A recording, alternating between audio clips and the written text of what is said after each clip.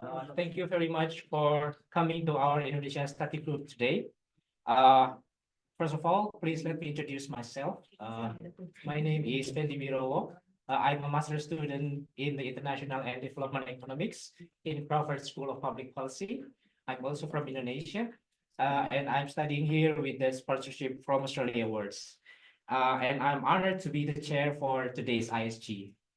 Uh, Before we start the ISG, we would like to acknowledge and celebrate the first Australians on whose lands the Australian National University meets and operates, and also pay our respect to the elders of the Ngambri and Manawal people, past, present, and emerging. So today's event will be a hybrid event, both offline and online. The presentation will run for about 45 minutes, and then there will be 45 minutes of question and answers like usual. And offline participants will be allowed to ask questions after the presentation is concluded. And then the online participants can type the questions in the chat box, which will be posted by hosts later.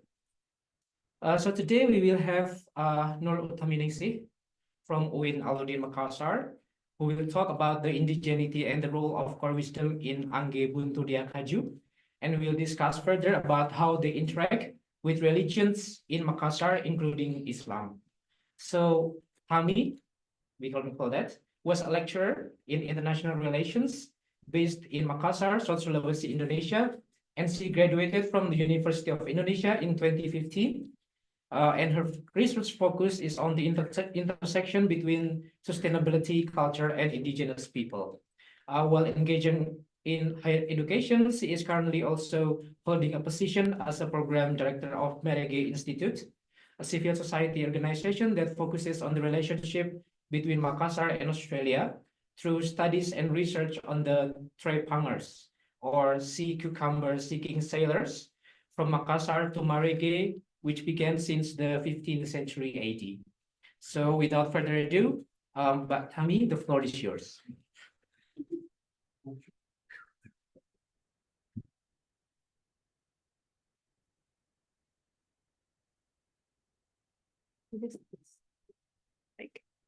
Okay. Thank you very much. Good morning. My name is Nur Utaminingsih. You can call me Tami. And thank you for the Indonesia Study Group for this opportunity. Before I begin, I would like to acknowledge the traditional owner of the land, Nunawal and Ngamberi, that I am presenting, and pay my respects to their elders, past and present. As the beginning, I declare to you all that this topic also evolved while doing my research collaboration with Dr. Mendiap about sustainable development goals and how the indigenous perspective on this sustainability concept. While doing our field research, we found interesting phenomena in the youth and the elder stories about their identity and the navigation of their local wisdom in the future.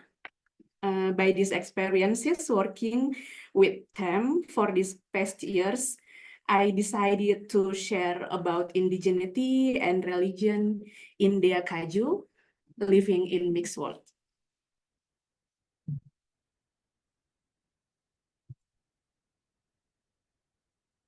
Okay, this presentation is a documentation of the cultural history of Dea Kaju indigenous community using primary source directly from elder stories.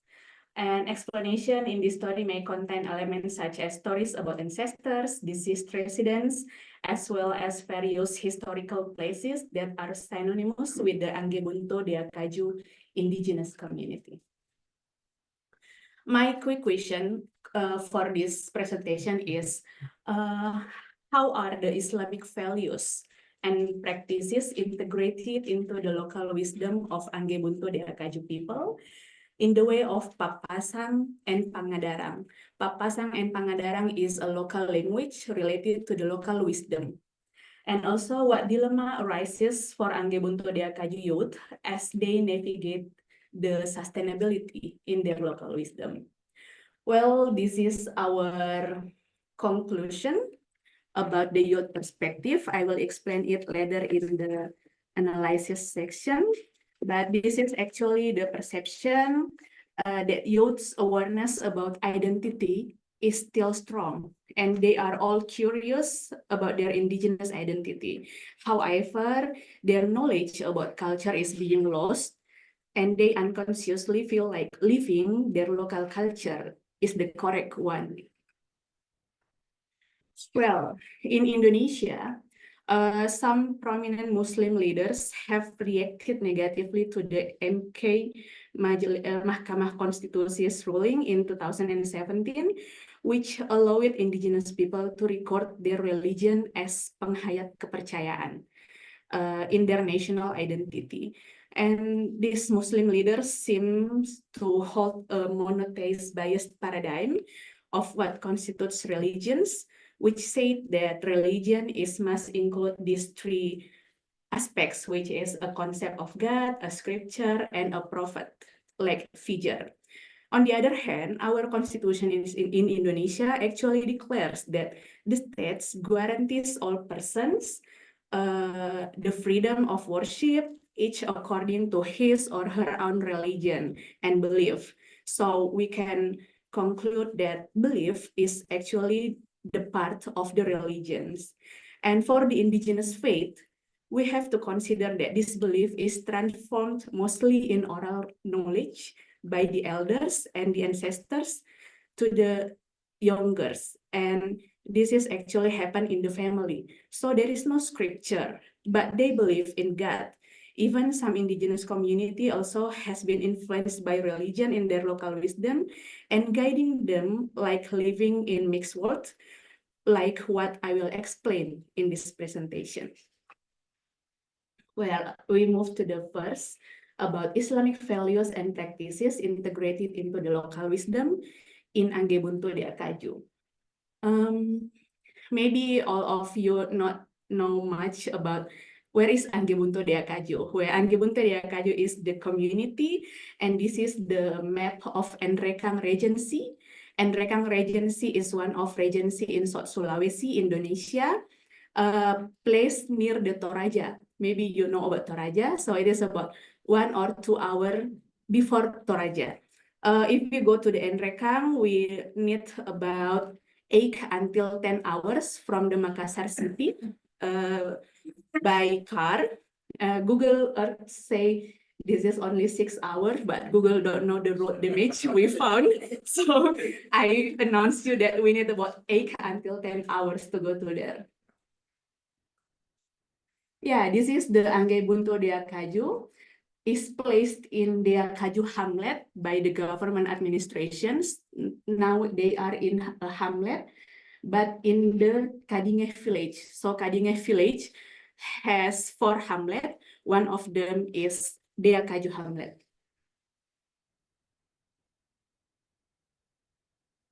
Well, based on the elder stories, I mapped the indigenous people structure from their existence as the Angge Buntu until they became the Angge Buntu Dea Kaju community. Well, Angge Buntu had an extensive authority covering Melapah and Mesarena. Melapah and Mesarena area is owned by Angge Buntu area. They used to live in Banua. We called it Tondok Banua, where Tobetu, as the leader, lived. They were followed by the people from Tolamba, Tobamba, Tobuntulemo, Tobuntu, and Tokadinge.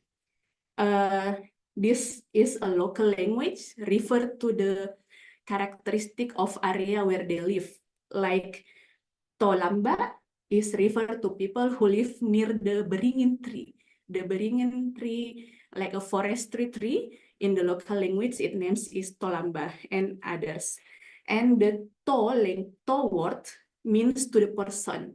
So person of Lamba, person of Bamba, and others. The word following it generally refers to the living area. Like I mentioned before, Tobuntu is referred to the people who live in the Buntu. Buntu means bukit or gunung. A mountain, sorry. Okay, we will return to the Angge Buntu. And I will retell the story about this Misarena area, where the Angge Buntu Dea Kaju live. Well, in the past, there is an outsider asked permission to live in the area of Angge Buntu. Because of the respectfully character of Angge Buntu people, even for the outsider, the leader, Tobetu, gave the permission to them. Who are the outsider? This is the outsider. So they were given the Pandu area in Mesarena. That is why the outsider now called Topandu until now. And moreover, there was a Pangngadarang. Pangngadarang is like a customs or rules for them. So since Topandu was given the permission, Mesarena was given the permission, Tobetu positioned Todante on this Mesarena area. Todante is the descendant of Tobetu, and as the representative of the leader in Mesarena area. That is why Todante become Ambek Kampung in structural context.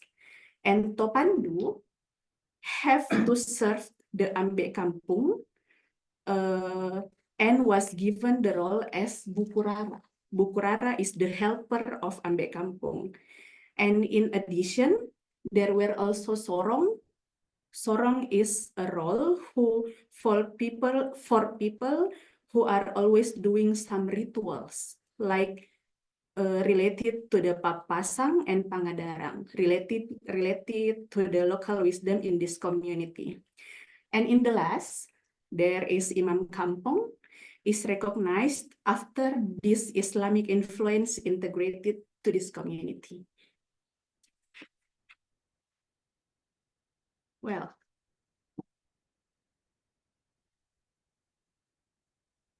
I divided 4 aspects while discussing indigeneity and religion on this Dea Kaju people. In the beginning, the ancestors of Dea Kaju people resided in the Tondo Banua under the leadership of Tobetu, like I mentioned before. And their local values in Pappasang is like a value or in local wisdom, were already established, shaping the characteristic of Angge Buntu Dea Kaju people as a united, respected, equal, and open community through adaptive changes in their way of life. And second, when the Toraja influences this community by making improvement in their Pangngadarang or in their customs, such as the Rambu Solo, Toraja influence created Rambu Solo in Angge Buntu Dea Kaju, and also Rambu Tuka, and the evidence of Mandu Patina, or the local language call it Chiling, as the former public funeral in Dea Kaju. And the third, when the Islamic influences this indigenous community by the knowledge and experiences was brought in by the Syekh Tanamalua in some Pappasang and Pangngadarang, in some local wisdom, such as the adjustment of halal food during the ritual, and some blessing and praying dedicated to the Allah Subhanahu wa Ta'ala and Muhammad Sallallahu Alaihi Wasallam in every aspect of life, which didn't exist before. And the last, in the contemporary world, currently situation in this community is the dilemma that were faced by the youth related to the less of information about their local wisdom and their personal perspective constructed by the knowledge system and the social life they thrive presently. This dilemma potentially will be impacted to the fragility of their identity as the local youth in the Angge Buntu Dea Kaju.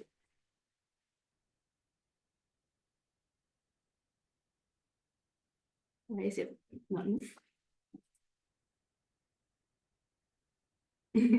Next slide, please. It is back, the next one.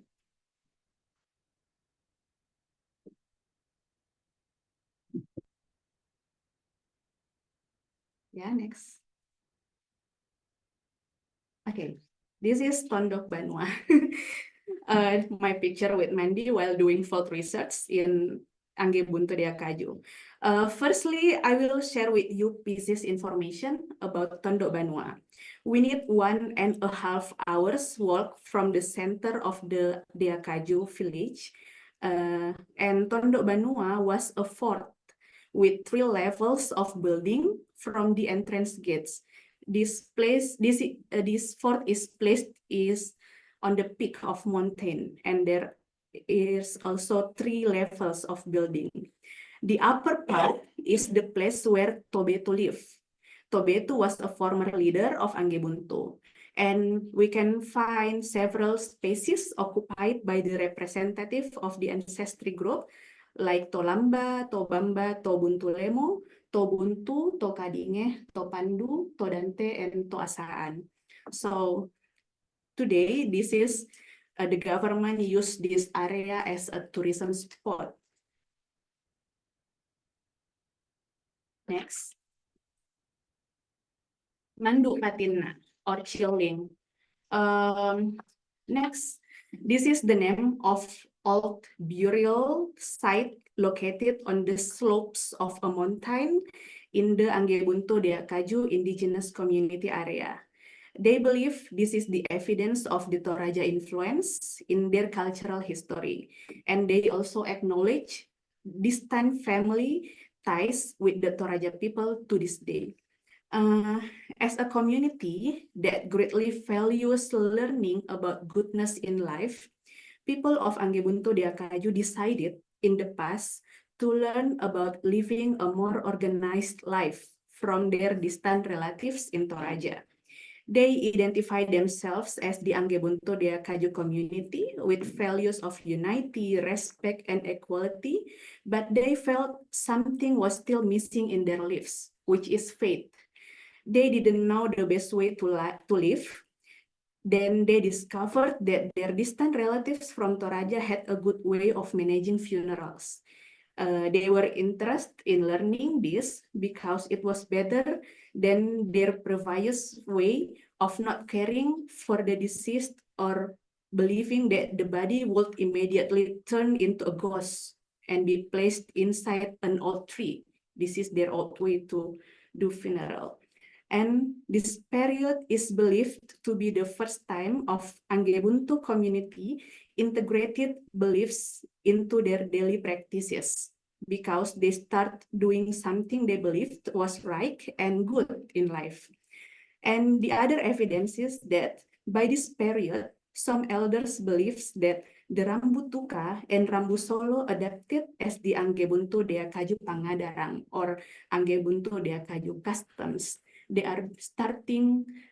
were start doing rituals Rambu Tuka and Rambu Solo since this period. And Patina is the name of their distant relatives who came in response to the invitation from the people of Angge Buntu Dea Kaju to teach them how to conduct proper burials. Mandu is the local word that means boat, and it's called Mandu Patina because the coffins are shaped like boats and are very similar to the burial coffins of the Toraja people. Some coffins even have patterns that resemble Toraja ethnic motifs. Unfortunately, no experts have studied the age and artistic characteristic of these historical cultural relics, so it is still unclear when they were made and what the meaning of the motifs and designs are. There were major rebellions in this area too. The first was during the Topadatindowar. Topadatindowar is in 1680, and the second rebellion was during in the DITII rebellion against the Siliwangi troops in South Sulawesi in the 1950s. These rebellions left significant trauma among the local people, especially the elders and traditional leaders who lived through the DITII rebellion, because this situation made them hide their identity as an indigenous community to avoid attacks from both DITII agents or from the soldiers, from the TNI, tentara. And additionally, the Manduk Patina was targeted during these rebellions because when the area was discovered, almost all the coffins had been opened and the bones were scattered in the mountain valley. So the local believes that the rebels opened the coffins to find valuable ancestors' treasures. And I once manually counted the number of skulls at Manduk Patina that I could see and count, and the total was more than 600 skulls. This gives us an idea of the population size of Angge Buntu Dea Kaju community, whether it was large or if this burial method has been used for a long time by the community. Well, this is the museum. The village government facilitated the maintenance activities of the Manduk Patina area and invited local residents to tidy up the scattered bones and coffins in the area. So in March 2021, they managed to clean up Manduk Patina and tried to secure some valuable findings in self-managed ad hoc museum called Museum Patina. This is the head of village actually. By going to this museum, we found many interesting things like big and strong horn, big drum, porcelains also, gassing, like spinning, and so many things. Now we will discuss about the Islamic influences, which is started by the story of Sheikh Tanah Malua. Sheikh Tanah Malua is a person who lived in Angge Buntu Dea Kaju in the past. He heard about the ideology of people who live with Islam from the Rappang Kingdom. This place is also not far from Angge Buntu, and Sheikh Tanah Malua asked permission to the leader, to Tobetu, to go to Rappang to learning about Islam.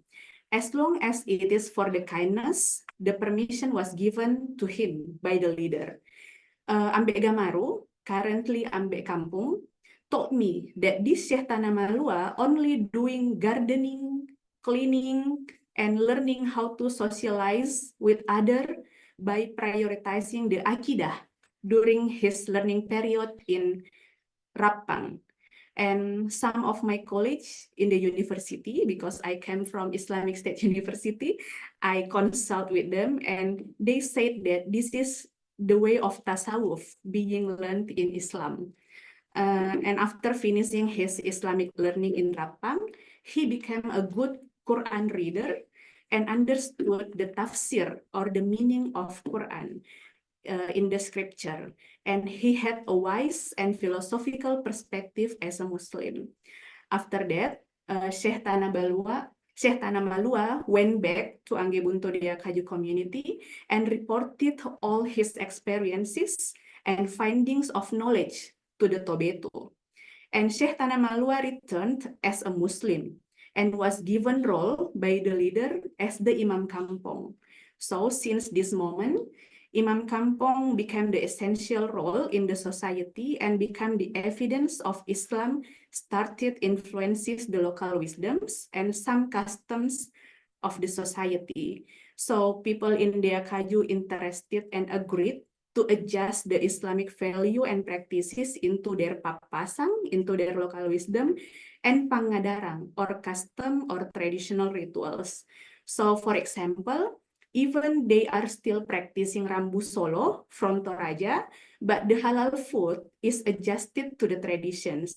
It is also improving by adding some pray and bless to Allah and Muhammad in every ritual.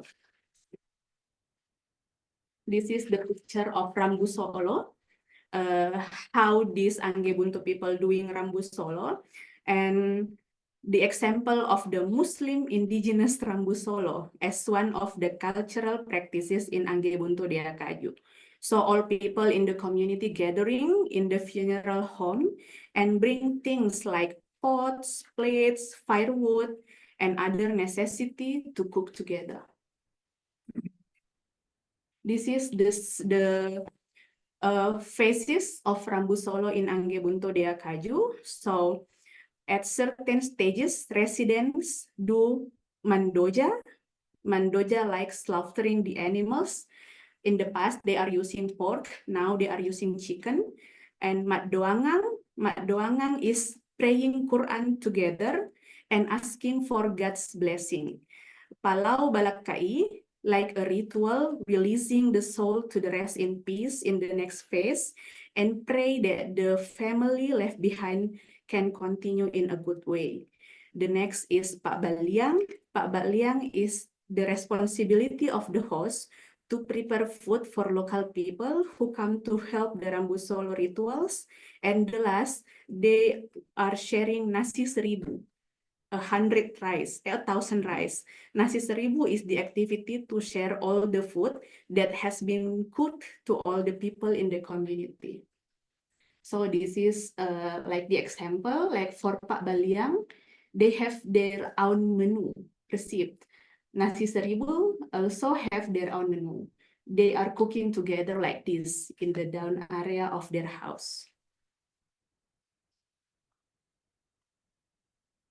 Well, the Islamic influences in Pappasang. Pappasang, like I mentioned before, is a local wisdom or value guided in the community.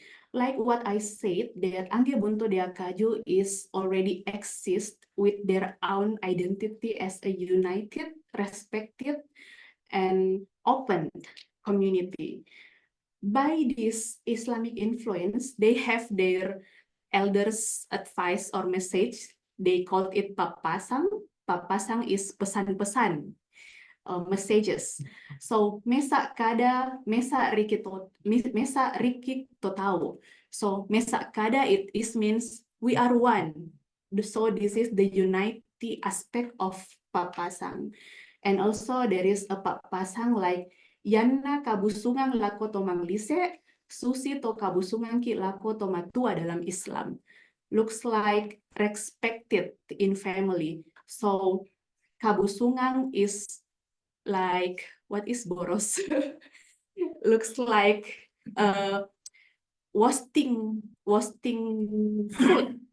food. So if we are wasting food, looks like we are wasting our energy to the parents, so we cannot be a success person, because food or manglise is also local language, refer to the seed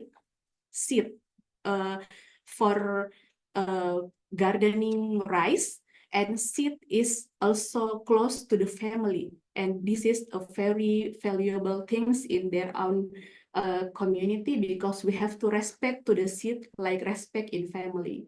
And also there is a Pappasang like soloh to kagajatan, tuka to kakasingan, ia to dituntun kakasingan ra. So this is also Pappasang about rules, discipline, and commitment. The language this is means like kindness is like hiking, so it is hard, but making mistakes is easy, like walking down. That is why we have to be disciplined and commitment about kindness, because it is hard. Gitu. And the others is sustainability values in their Pappasang, which means lolotalu tamasarang. Lolotalu tamasarang related to these three aspects: tau, malise, and waramparang. Tau refers to people, person. Malise, like manglise, refers to the food or seed, and waramparang refers to the materials, things, possession of people, what people have. These three aspects have to be equal to maintain the sustainability in their life. If we are gardening a lot, we cannot have a sustainability life because we will open land. We will always open land. And if we are thinking about position a lot, we will have an ambition to powering some things or to controlling some things. So this is the way of elders said to the Pappasang, which is we have to make sustainability in our life because these three ones have their own roles in our life. Next is Pangngadarang. If we know Pappasang is local wisdom or value, and Pangngadarang is also the rituals, the practical, traditional practical in culture. So they are having like local astronomy by considering the moon's position. So this is like the Hijri calendar. And this local astronomy is used for Rambutuka. Rambutuka is the opposite of Rambu Solo. If Rambu Solo is for funeral, Rambutuka is activities related to the hope in starting a new life for humans and nature. And also there is a Pangngadarang Masimak-simak. Masimak-simak is asking permission for entering land, for gardening, or for constructing home, for bola. And also Mahramun Padang. Mahramun Padang is a ritual in praying for surviving from the disease. They were doing this Mahramun Padang where COVID attack to this world. And also Meta Dauran is praying for rain in a long dry season. And also there is Pangngadarang about Maktang. Maktang is a forbidden area at the top of a mountain that cannot be cleared because they said that if we enter in this area, our water is lost, something like that. And I have a visual documentary that I will present to you all related to this because this is only a sentence, only a writing. So all of this Pappasang and Pangngadarang is nowadays, is communicated by not always forgetting the role of the God and the Prophet Muhammad until now. We will see next in my documentary video. And I will move for the next verse about the youth dilemma arises nowadays. So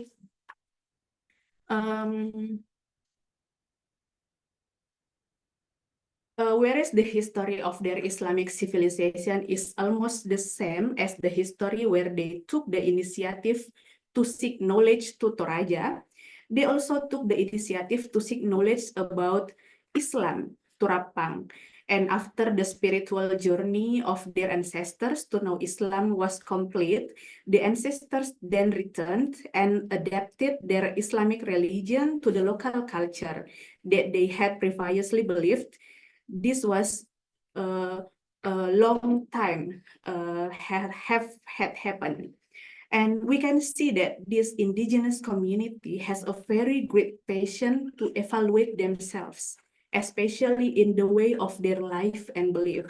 There is no kind of identity egoism regarding to their symbol identity because their goal in life is to get a better life. So they always create adjustment, but maintain the main value, which is united, respected, and open. So this knowledge needs to be known by the local youth to foster a sense of pride and appreciation for the local culture and the spirit of their ancestors, because they have believed that we are all special and equal in this world. But by interviewing some youth people in Angge Buntu Dea Kaju, we have found some interesting perspectives of them.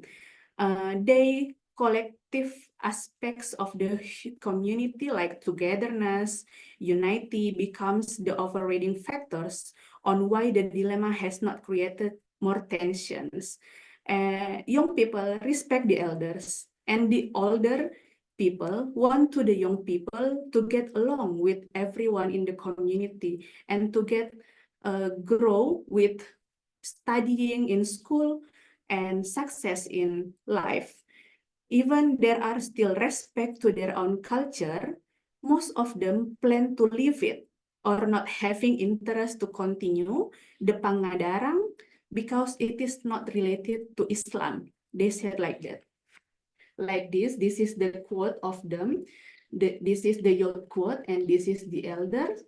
So I respect the youth, so I didn't write the name, only the first alphabet. So I have two youth said that saya tidak suka caranya orang-orang tua berdoa. They didn't like how the elder prayed in Rambu Solo ritual in Mat Doangang. Why? Because it is too loud, and they said that my senior in my university, in my halakah Islamiyah, said, if we want to read Quran, we have to read it softly with our heart. That is why, and this is the base of them said this is wrong by the Islamic perspective. And also there is a person said that tidak kulakukan nih karena tidak ku tahu juga bagaimana caranya. He will not continue because he didn't know how the way it is doing the rituals. And also he don't want to learn. He doesn't want to learn, sorry. So I can conclude that no interest to learn the local wisdom in the youth. And the local youth just waiting. If there is no more elders practicing their tradition, they will not continue because they don't understand the motivation to know about the wisdom. And this is also the elders' perspective. We have Pak Abdul Jamal. This is a tokoh masyarakat, society figure, like children asking to go out for school to the city.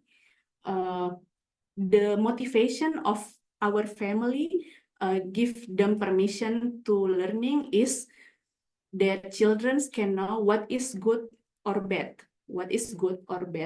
But the youngest have to be aware, because what is good now is not really good actually. So we have to more criticize or more be wise to justifying something.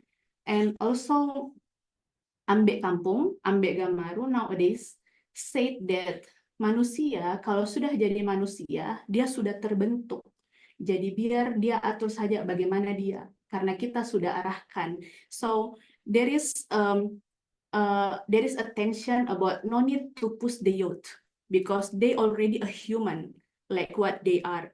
So there is no push them to learn this local wisdom, to learn this Pappasang and Pangngadarang, because if we push them, it will not learn. It will just only a rules, not a guiding in life. The Ambek Kampung said it like that because if we push, there is no faith value in this Pappasang and Pangngadarang sector. Yeah, something like that. So I have 4 minutes left. okay, I am in the final step. So I have an insight for this youth dilemma that the value of Angge Buntu Dea Kaju's local wisdom in Pappasang and Pangngadarang. As I have demonstrated in the other slides, this local wisdom is strongly aligned with Islamic teachings and have been well integrated into Dea Kaju contemporary lives. But this gives rise to the irony that the community is confronted with, especially the elders, because the young are giving religion as the reason for distancing themselves with their traditions and customs. But if they realize their tradition and custom is adjusted with the religion actually. And also oral knowledge in the family become more challenging in this globalization era, especially in Dea Kaju with traumatic experiences in cultural and historical civilization. So speaking up their voices and customs as indigenous is challenging, impacted to the knowledge transformation in the family nowadays. And children and the youth need literacy skills in the consumption of technology for education and daily use. On the other hand, government and traditional leaders need to collaborate in maintaining the sustainability tradition as a Muslim Angge Buntu Dea Kaju by always including the youth in learning the process and the culture simultaneously. The most important is integrating this value Angge Buntu Dea Kaju's local wisdom in Pappasang and Pangngadarang, which is well influenced by Islam into the children's educational system in primary school, because there is a primary school there to construct their identity as the descendants of the Angge Buntu Dea Kaju people. Yeah, I think just like that, and only 2 minutes documenter, because you can say the direct quote from the leaders.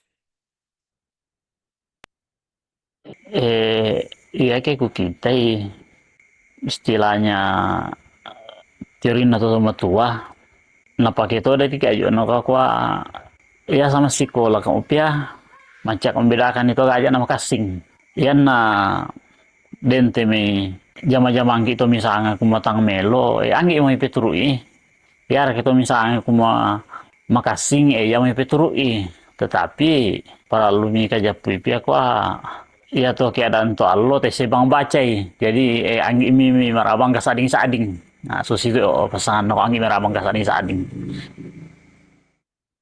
Kami sebagai orang tua tokoh agama di samping juga tokoh masyarakat, harapan kami kepada generasi-generasi yang akan datang ini supaya kita jangan lalai dari aturan-aturan perundang-undangan, baik dibilang agama maupun dibilang bidang masalah adat. Karena itu kedua-duanya kita perlu pakai membangun untuk generasi-generasi yang akan datang. Karena kapan kedua-duanya itu hilang, maka tidak akan terjadi terlaksana sesuatu apa yang kita dan kita rencanakan. Karena sekarang anak-anak banyak yang sudah mengandalkan pendidikannya saja, tetapi sudah lupa penderitaan orang tua sehingga dia tidak sadar. Okay, that is the direct quote from the elders. The first one is Pak Abdul Jamal, who said, no mas sading-sading, no justify something only correct or wrong, something like that. And the last is from Imam Kampung, nowadays, said that we have to keep our agama, our religion, and also our ritual or tradition in an equal way. Yeah, something like that. This is like what I said, indigeneity and religion, living in mixed world. Thank you very much. Oh, yeah. Thank you so much for the presentation, Kami. So now I invite the questions from the floor. If you have any questions, maybe 3 questions first, please. Yes. Yes, and then, sir, and then someone in the back. Please, Prof. Yeah, right. Thank you for the presentation. So my first question, is there a system in the area that actually teach about adat in indigeneity? So,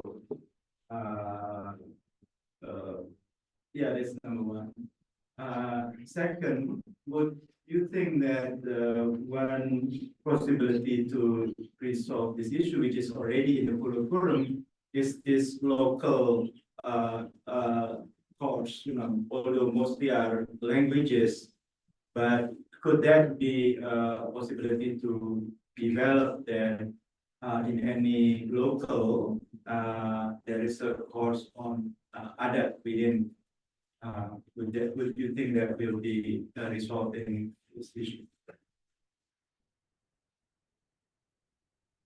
Oh, directly. Oh, okay. I thought you will collect it first. Okay. Thank you, sir.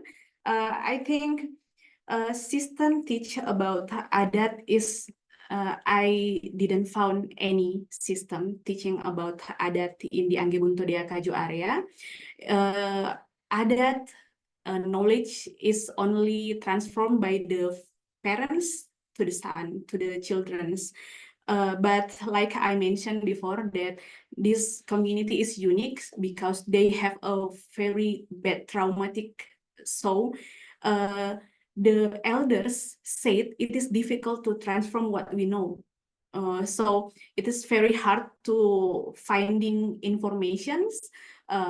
Even for their families, they cannot explain it directly. So this is the challenging of how adat teach in this indigenous community.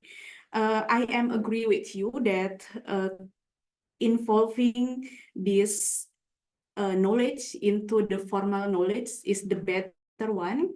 If you have mentioned about language, Angge Buntu Dea Kaju is placed in Nrekang Regency, especially in Duri sub-ethnic people. And as I know that Duri people have a great based in local language. So in Makassar, if they met each others, they always talking in Duri, not in Makassar language. So they have a very great local language. And also I found that they have great in language, but if they know about their own identity and it is learned in school, I am sure that for the next step of education in junior, senior high school, or in university, they can have a basic identity as an indigenous youth, as an Angge Buntu Dea Kaju youth. And this is what I got by my project with Dr. Mendy, because we organized the local researchers, which is the youth, and they didn't find any information about their local wisdom in the past, but after contributing in our research, they are doing interview. They interview their grandparents, grandmothers.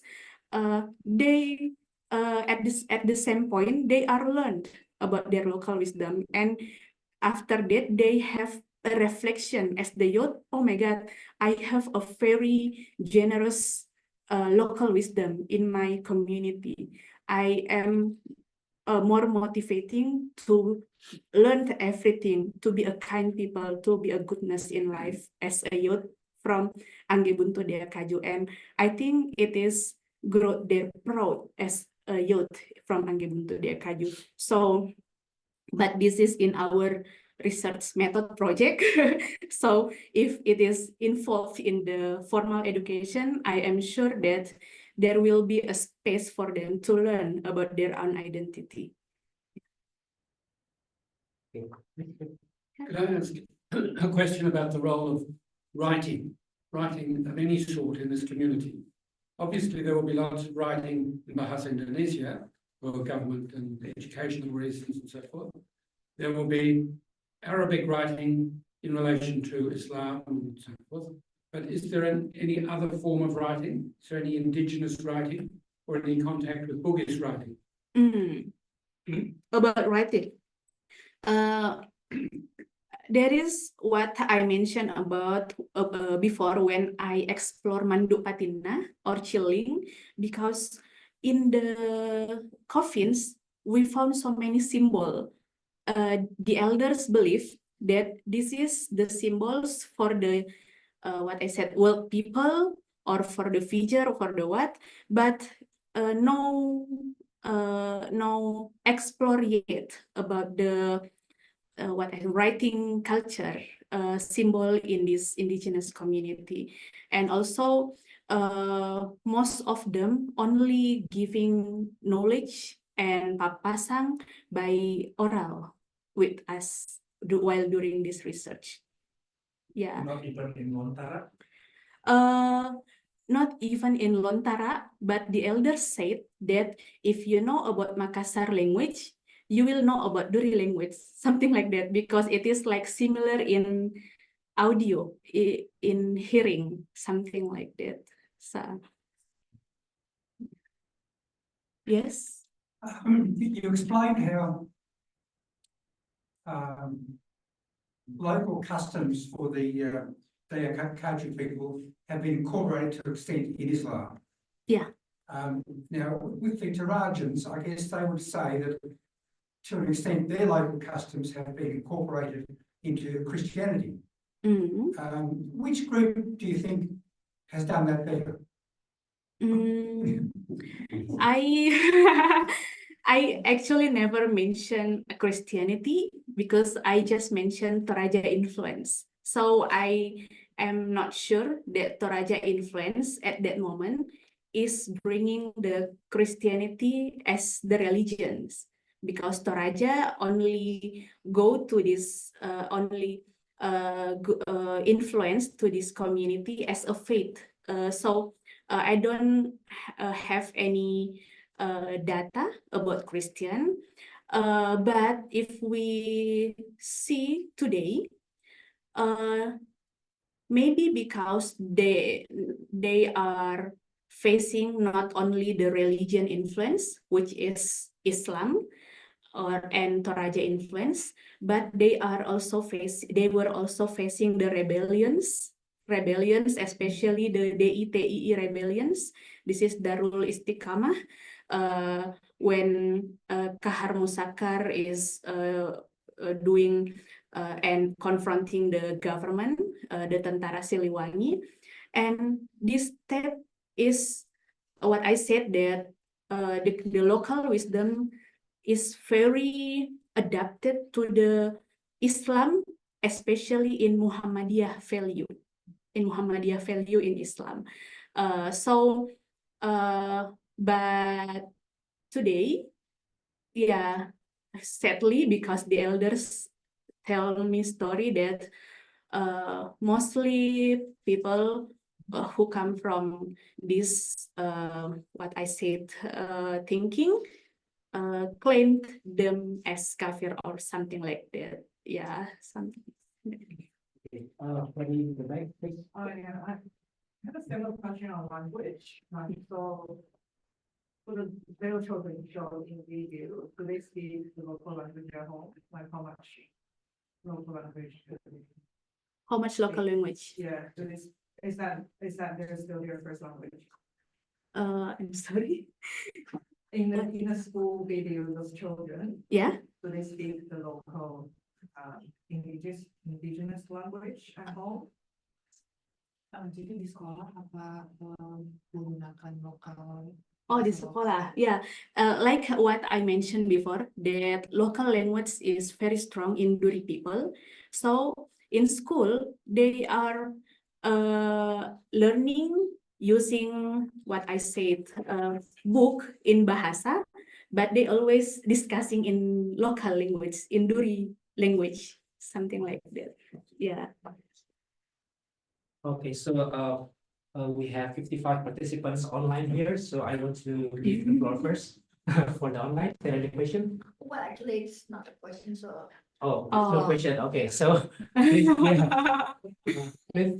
Please, Bu Ida, and then, sir. Just a very short question. Maybe I missed it. Just out of curiosity, how big is this community?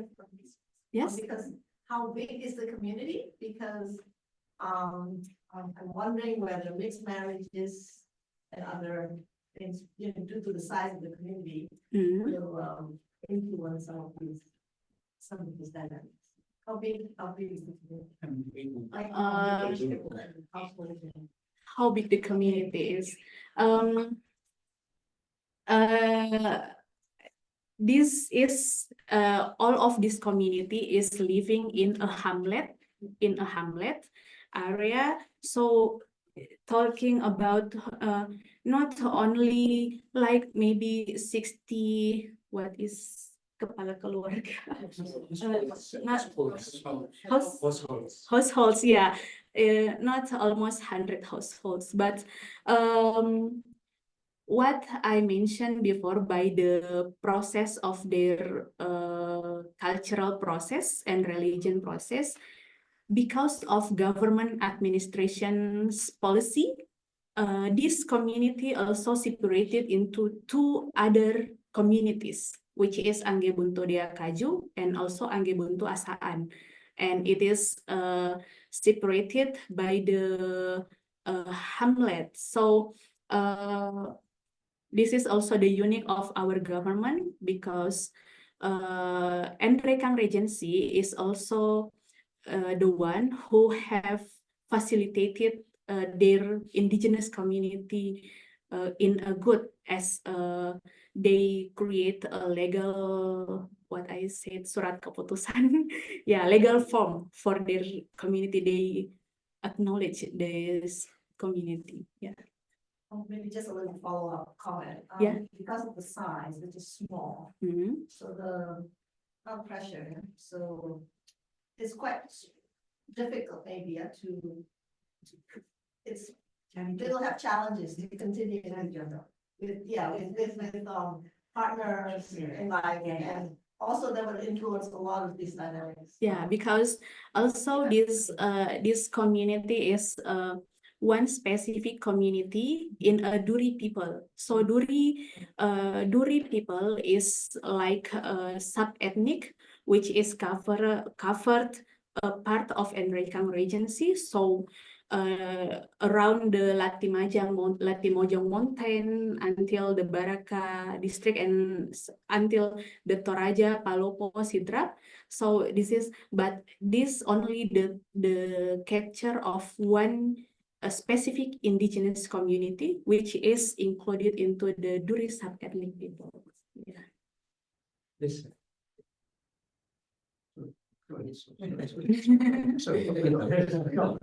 Okay.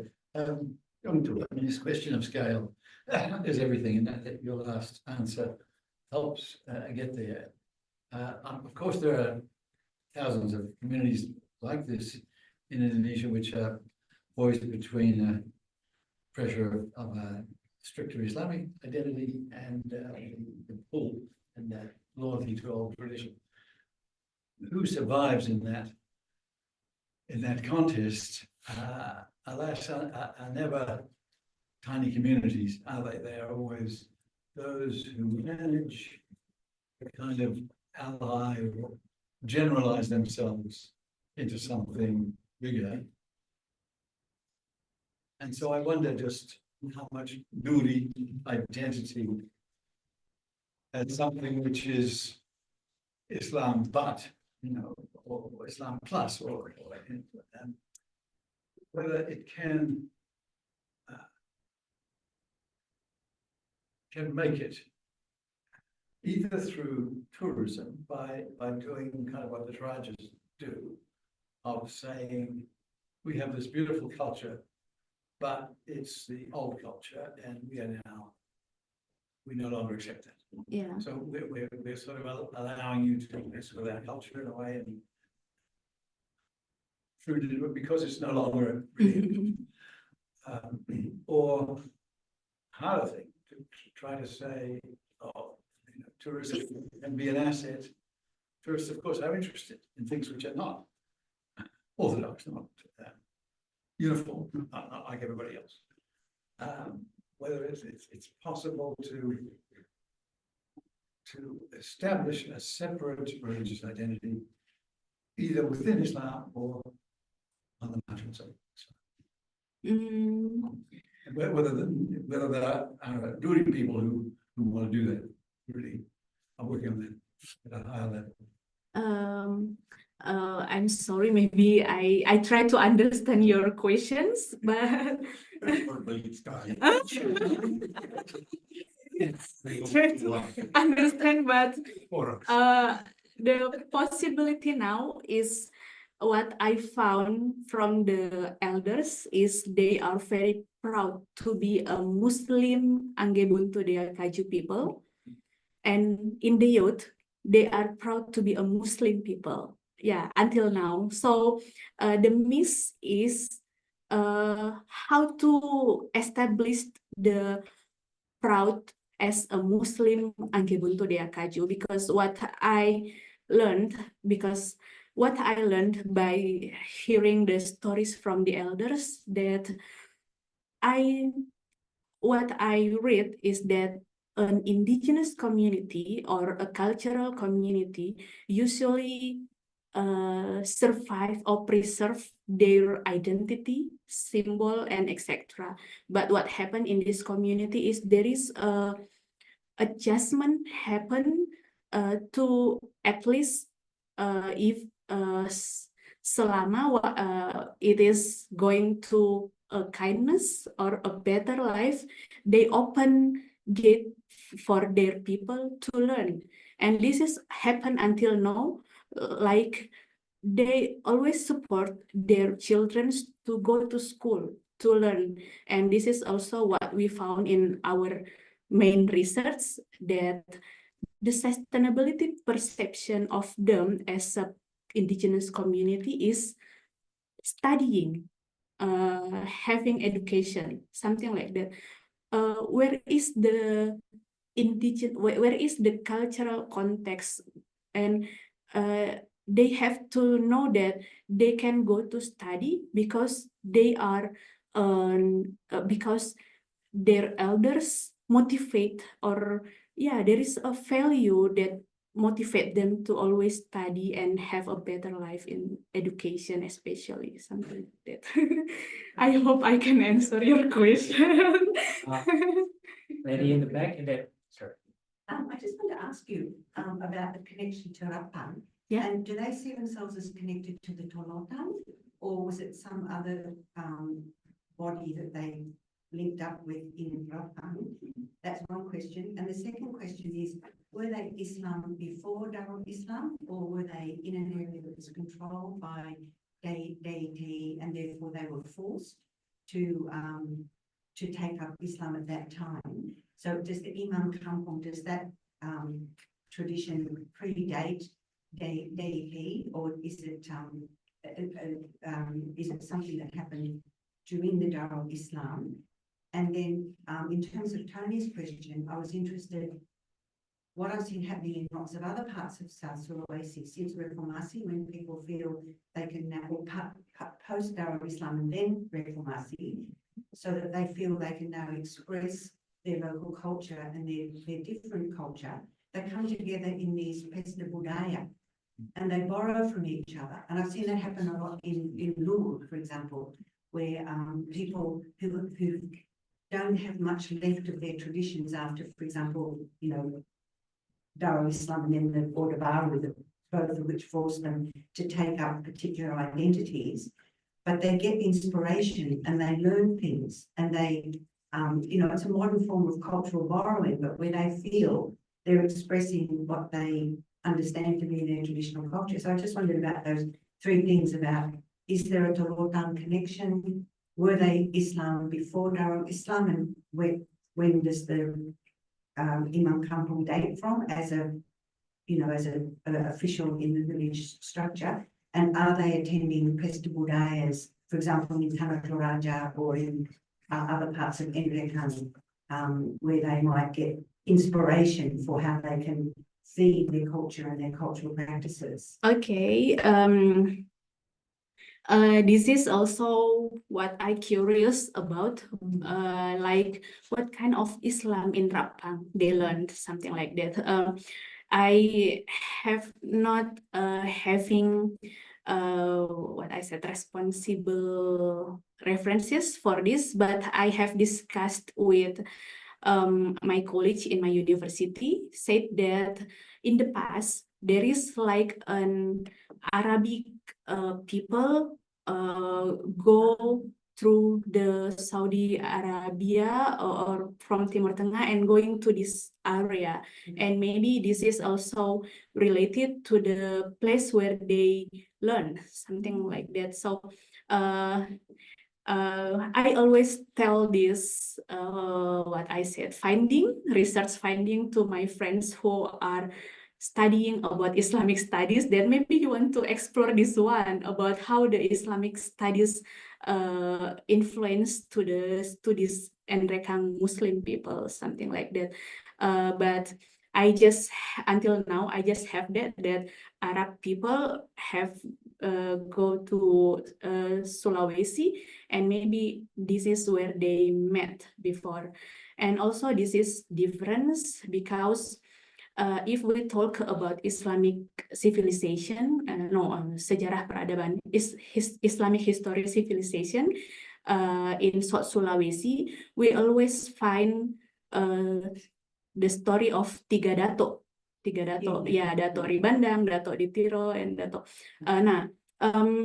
But I try to explore this dato in this community, and they didn't know about this dato. So, and I have had an answer too from one of the elders said that, oh, that is only for the people who have authority. We are grassroots, we are isolated, we cannot find, they are not going to hear because this is not kingdom, this is only family, something like that. Yeah, yeah, so they have, this is what makes me interested too, because there is a way of syiar, what is berdakwah? There is a way of communicating, spread out Islamic in grassroots area, not only by the what institution or structure who have authority and spread it out with their ulama. So it is on, that is why I interesting, because the idea to have a religion, to accept a faith is tumbuh, grow by themselves, and they finding where they can learn about Islam, and Rapang is the closest place what they heard in the past. We can learn Islam there, something like that. And also, oh my God, I forgot the other question. Yeah, I'm sorry. Oh yeah, what kind of and when does that? Yeah, that is what I told you, because I don't know what is the tarekat and blah blah blah, what is the aliran, but what I got by my field research is they implemented Islam in daily life, like they just integrated the God, which is in the past they don't know what is Allah, and now and after Syekh Tanah Malua learn, and oh, this is only the place where we can pray, which is Allah Subhanahu wa Ta'ala, and it is influenced into their praying in every rituals, praying for Allah and Muhammad. And also, yeah, so I cannot categorize this after the rule Islam or not, but until now, this is also the challenging what they find, what they face nowadays, because all of the youth who go to the city, to school, to the university, and having education about Islamic history, and also having discussion in halakah Islam in their social relations, have this category, have this type of Islam, and this youth going back to the hometown asking what kind of Islam we are, and the elder said, why we have to find what kind of Islam we are? We only have Islam in one life, no many Islamic categories, something like that. So this is also the debate from the elders and the youths, something like that. Yes. All right, I think we're all asking around the same sort of question, but just let me shift it from religion to language. You say the Duri language is very strong. Yeah. Now, you also told us at the very beginning of your presentation about the memories or the oral traditions about the Banua time. Yeah. Where Tog Betu, Live. and then the divisions among all of the different Duri people. My question is then, why is this group not, I asked the preliminary question, do all the Duri people share the same general idea about the origin time, the Banua time?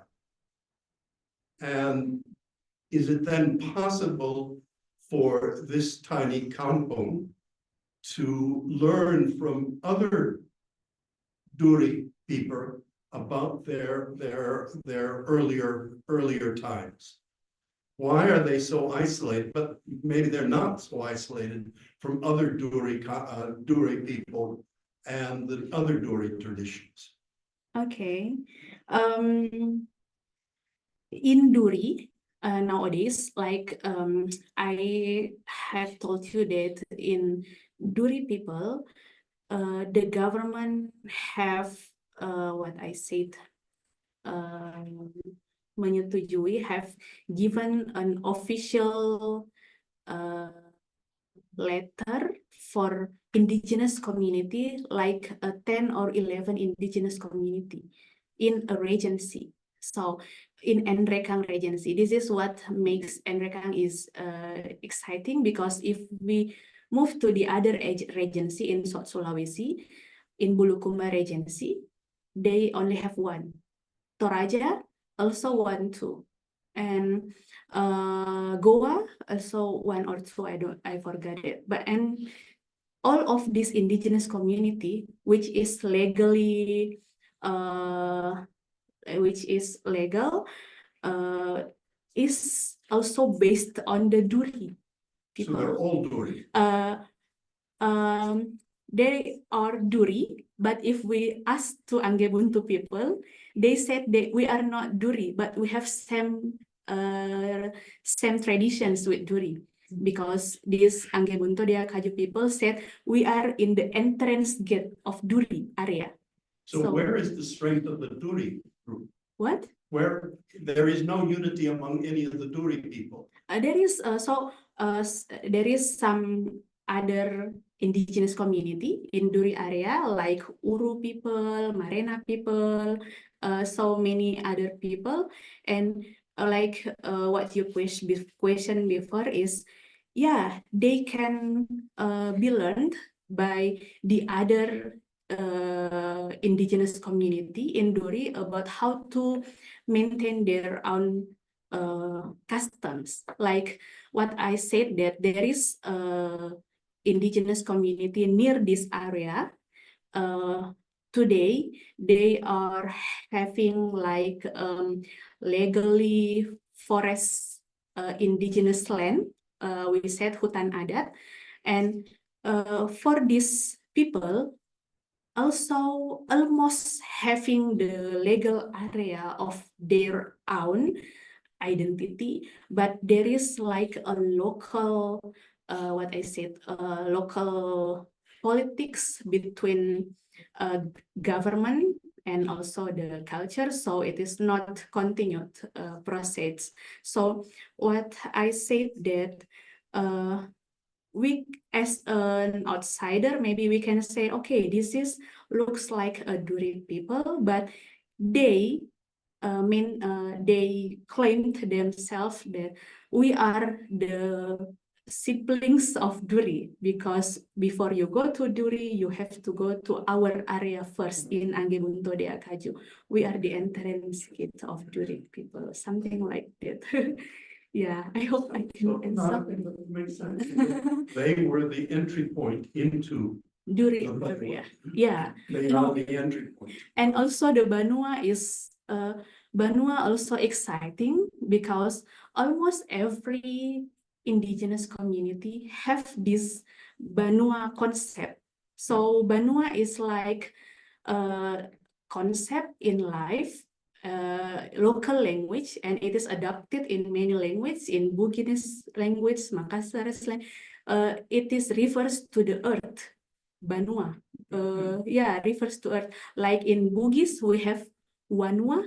If I don't know, it's It's an Austronesian word. yeah. So Very widespread. yeah, so we cannot say that Duri have Banua and Angge Buntu is the entrance. No, so all of them have their own story about Banua. But Yeah. do all of those stories feature this Betu as the founder? I don't know about the other Duri community, but this Angge Buntu Dea Kaju community said their elders, the first people in there is Tobetu, because in their story is this people from rocks, and there is a people who accidentally exist in a rocks and starting this area in the Banua. Yeah, so they call it Batu is rock in Indonesia, so they call it Tobetu. So there is no Tomanoru. Yeah. There is no Tomanoru. This is also their stories about Tomanurung, who lives in their own Banua. Yeah. That is why interesting, because what we know Tomanurung is big in South Sulawesi, but this little sub-ethnics also has their own stories about the first or the former person in their own identity, belief, something like that. Yes. A more policy relevant question, I guess. What's the government's definition of an indigenous community in Indonesia? Because in Australia, it's kind of more clear. It's indigenous people, and then white people came like way later. But in Indonesia, what's the definition of it? You have very difficult questions, I think, because indigenous also thinks that we are not debate about indigenous, but all of Indonesian people feels like they are indigenous people because we have so many cultures in our country. But if you are talking about government's definition, it is group of people who already have their legal acknowledged by the government. Yeah, like what you said, surat keputusan, yeah, something like that. But yeah, if that is the government's definition, but if we asking for the people, I always accept the what I said, decolonizing method. So I asking for their perceptions, and they claim themselves as an indigenous because they have their Pappasang and Pangngadarang, only that. So because I have... When they say we're indigenous, what do they call themselves? What term do they use that you're translating as indigenous? So sorry. Do they call themselves orang asli, or do they call themselves Masyarakat adat. They use Masyarakat adat. Yeah, not orang asli. Yeah. Masyarakat adat, because we are people who are having this Pappasang and Pangngadarang.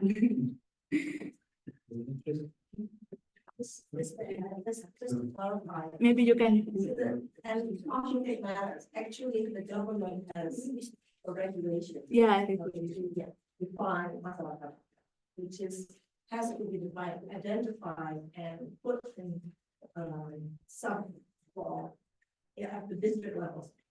And at the end of the day, it has a lot to do with territory. So who owns the land, who can claim the land. So there's a lot of complications there. Yes. Yeah. Okay, do we still have offline questions? If no, we have one question from online. Please. Yeah, so there's this one question from Andy Murshi. So the question is like, how young generations who has been educated well in university influences the belief of elder people? Educated in university. Yes. Influences there. Okay.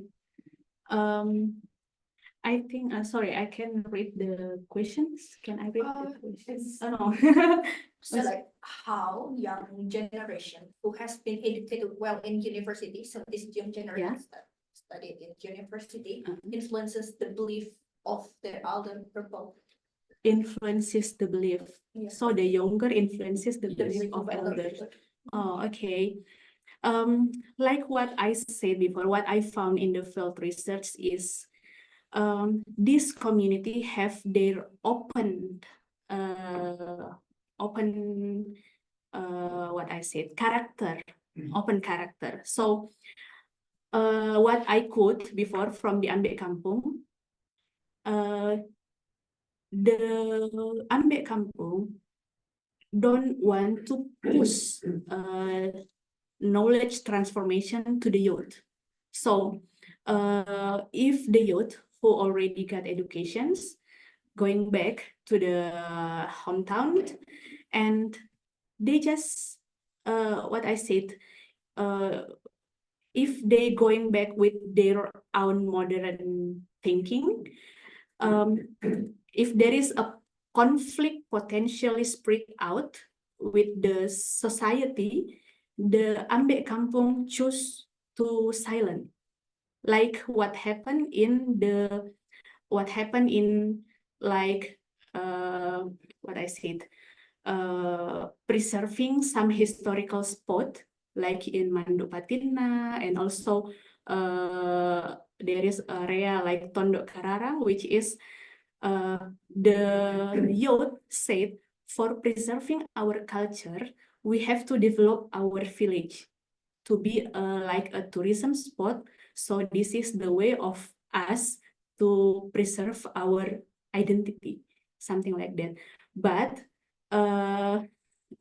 in the process, Ambek said, okay, you can open, but please maintain the restricted area, or please be wise for exploring the land, something like that. But there is like a situation which is cannot be handled and potentially conflicted, but Ambek Kampung just silent because I don't know, maybe this is the way they are what I said, menyikapi, the way they are what I said, menyikapi, the way they are reacted to the conflict situations. They just approve what is, they just adjusted what is the new in our culture. So once I have questioned to the Ambek Kampung, if you just let it go, everything, you are ready to let it go your culture, your traditions. And he said that if this is happened, so this is happened by the Allah said, Allah, what? Yeah, like what Allah also constructed to us. So we just approve it. At least we still have our family and our Pappasang, if the Pangngadarang is also lost because of so many confusion from the youth, something like that. Yeah. That is why we are really exciting to document these stories, because we realize the possibility of fragile and loss of these some rituals. Like in Sorong, so many Sorong doing the ritual, there is one ritual cannot be done anymore because the Sorong is dead and the descendants didn't want to continue the ritual, something like this. Yeah. Do we have one last questions? Maybe? Yes. Okay, this very interesting and knowledgeable presentation indeed. Thank you so much, very Tavi, much. for the time, and also for our participants. We can give applause for her. Thank you very much, and I'm honored to be the chair for today. Please forgive me if I have mistakes in delivering the presentation. And see you all in the next ISG. Thank you so much. Thank you very much.